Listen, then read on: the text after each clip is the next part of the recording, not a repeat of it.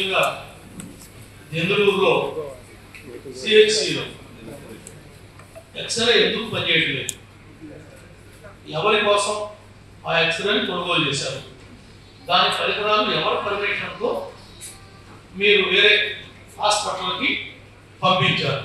Okay, emergency వచ్చింది ఇంకా ఇక్కడ ఫిట్ చేయలేదు కాబట్టి మీరు పంపించారు అని ఇప్పుడు దాకా ఎందుకు దాన్ని పెట్టించలేకపోయారు? దాని కారణం తెలియజేయగలరా? సార్ ఇప్పుడు ఏమైందంటే సార్ ఇది కోవిడ్ టైంలో ఈ యొక్క 100 ml ఎక్స్రేని అన్ని కమ్యూనిటీ హెల్త్ సెంటర్స్కి 30 బెడ్ హాస్పిటల్స్కి ఇచ్చేసారు. 2020లో ఇచ్చారు. అప్పుడు దీనికి అవసరమైన నేను అడిగింది దాని పార్ట్స్ ఏమైనాయి, దాన్ని ఎందుకు తెచ్చారు, ఎందుకు కొన్నారు, ఏం చేశారు అని అడిగారు. మీరేంటి పాత ఆయన ఏదో చేశాడు మీరు వచ్చారని పాత పాత డిసిహెచ్ఎస్ వల్ల ఇట్లా జరిగింది, ఇలా అవసరం లేకపోయినా కోవిడ్ టైంలో మీరు ఇండియన్ ప్లే చేశారు. అన్ని పార్ట్స్ ఉంటేనే కదా డబ్బులు పే చేయాల్సింది. వాళ్ళకి డబ్బులు పే ఎందుకు డబ్బులు ఇచ్చారు, ఇచ్చినటువంటి వాడు ఎవరు, ఇప్పుడు వరకు తీసుకున్నటువంటి చర్యలు ఏంటి, ఎందుకు అంత 100 బెడ్ల హాస్పిటల్ పెట్టి మీరు ఉన్న ఎక్స్రే రూమ్ పెట్టి ఎక్స్రేలో కొన్ని పార్కులు పెట్టి కొన్ని పార్కులు చెత్తలపూడి పంపించి ఏం చేద్దాం అనుకుంటున్నారు హాస్పిటల్స్ని?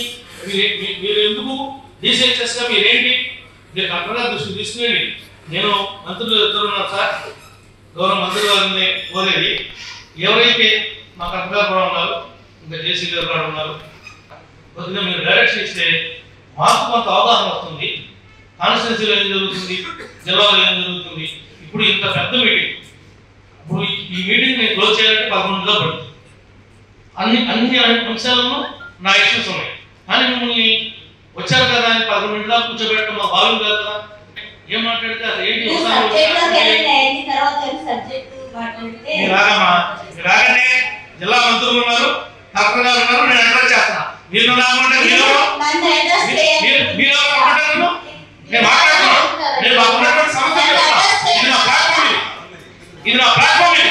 నేను ఒక ఎలా చేద్దాం మాకు ఉన్నటువంటి ఇబ్బందులు మేము చెప్పుకునేటువంటి అభివృద్ధి మాకు చట్టం ద్వారా వచ్చినటువంటి శాసనం ద్వారా వచ్చినటువంటి హక్కు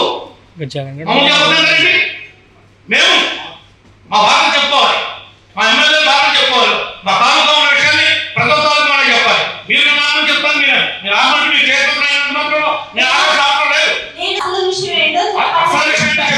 అసలు విషయం చెప్పాను. మా బాధ తాలూకా ఉన్న విషయాలు ఇద్దరు మంత్రుల గారికి, కలెక్టర్ గారికి, జేసీ గారికి, జిల్లా అధికారులకి, జడ్పీటీసీ సభ్యులకి, ఎంపీపీలకి అందరూ కూడా అర్థమయ్యే ఉంటుందని నేను భావిస్తా ఉన్నాను. జరపాలంటే ఇది ఉదయం 11 గంటల మొదటి సాయంత్రం 4 గంటల మీటింగ్, మొక్కుబడి మీటింగ్ పెట్టి మాట్లాడమంటే ఎలా మాట్లాడతాం మేము? ఆన్సర్ నాకే అర్థం కాదు. అది నా ఎదురు వచ్చినప్పుడు మీరు చెప్పిన ఆన్సర్ పడుతుంది. తర్వాత మళ్ళీ